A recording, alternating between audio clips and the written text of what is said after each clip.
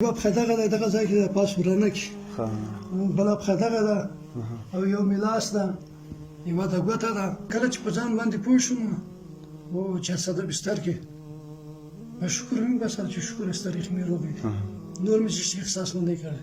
هسې شوي وو که نه دغسې پرېوته یاره. هو پلار سره دې کومک کوي؟ کومه کومک سره کوي؟ اوس مو کور کې څه شی شته خوراک لپاره؟ خوراک لپاره دا حقوق ورغی هغه چا راوړي دي که نه اخیستي؟ دغه چا راوړي چا راوړي دي؟ بسم الله الرحمن الرحیم. د مسافر خیریه بنسټ د پاڼې درنو لیدونکو تعقیبونکو هیله ده چې تاسو به ښه وایي، صحت کالي مو پورته نه وي. بیا هم راغلي یو د افغانستان پکتیا ولایت څکمنۍ ولسوالۍ ته. تر څنګ مو یوه خورا په غربت کې راایساره کورنۍ ناسته ده. دا چې د دوی ژوند څنګه دی او د دې د کورنۍ د سرپرست ژوند ولې دا شی شو، دا کیسه به له ده څخه واورو. ورور ډېر ښه راغلاست. راته ووایه چې ژوند مو څنګه دی او څنګه دې حالات ته راورسېدلی؟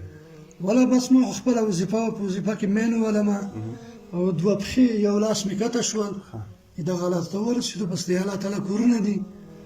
څومره وخت کېږي؟ دغه خو د افغانستان 94 کال کې 394 کال کې مین ویلی یم او اوس بس دغه حالات دي. نو الله تعالی ته ناست یو چې الله تعالی څنګه خوښ یم هغه به کېږي. اوس دې دواړه پښې او یو لاس راته وښیه.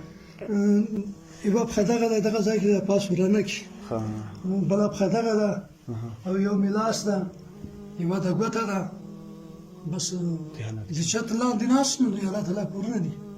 څنګه دی ژوند دی اوس په کوم حالات کې ده؟ کور کې خوراک لپاره شی شته نشته؟ بس که څه مرسته وکړه بیا وي، که مرسته ونه کړه ناست نو کار نشي کولی که نه؟ څه وکړو؟ هېڅ فعالیت نشي کولی. نو څه فعالیت به وکړي؟ دغه ځای نه هغه ځای ته شي، دغه ځای ته شي، نور به ته خپله ګورې. یعنې د بل چا لاس ته ناست یې، نو که چا کومک وکړ خو کور کې شی وي او که کومک یې ونه کړه. مشر زوی دغه ده بس دغه یو دی او بل دې دغه ژوی بل دغه دی، د لور دی، دوی زړونه نور هم دي. څنګه ورځ وه چې چاودنه وشوله او تا خپل راویښ شولې، کله چې بیداره شولې خپل دوه پښې له لاسه ورکړې وي، څنګه احساس دې کوه هغه وخت کې؟ یاره ورور جانه کله چې په ځان باندې پوه شوم و چې ساده بستر کې شکر مې وباسه چې شکر است تاریخ مې روغې دي، نور مې هېڅ احساس نه دی کړی. نو هسې شوي وو که نه دغسې پرېوته یاره. هو اوس کور کې دغه ماشومان چې کله تا ته ګوري ځورېږي نه؟ بس یو خدای ته پته لګېږي.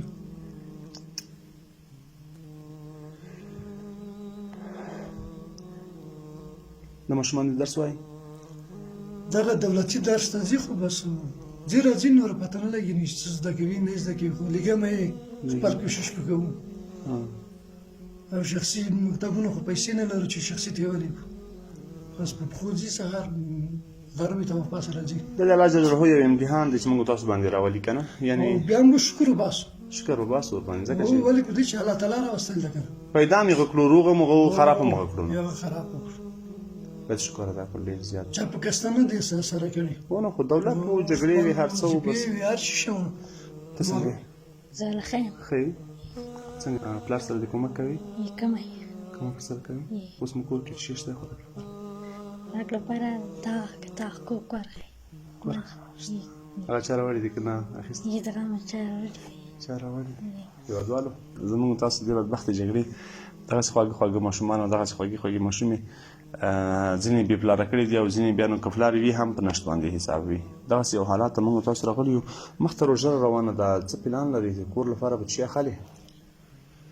خو بس ما خو درته وویل مخکې چې که تاسو غونډه خلکو مرسته وکړو، هر وخت ونه کړه، بس ناست په عایلې ته ناست وي نو تېرېږي بس تېرېږي. ولې زموږ با احساسه ورونه دي، هغوی حتما تاسو سره کومک کوي. داسې نه ده چې هغوی به تاسو پرېږدي او کومک به ونه کړي، ځکه هغوی هم د دې هېواد دي او موږ تاسو هم د دې هېواد یو. حتما هغه مسافر د ډېرې زړونه نازک دي او په هېوادوالو یې په واقعیت کې زړه بدېږي. داسې دغه ماشومان وګوري نو حتما یې زړه درد کوي. بس الله دې تاسو کامیابه کړي، څوک چې خیره بنسټ سره کومک کوي هغه دې الله تعالی کامیابه کړي. هغه هېوادوال چې تا ګوري او سکرین په پرده باندې تا ویني، هغوی ته څه پیغام لري؟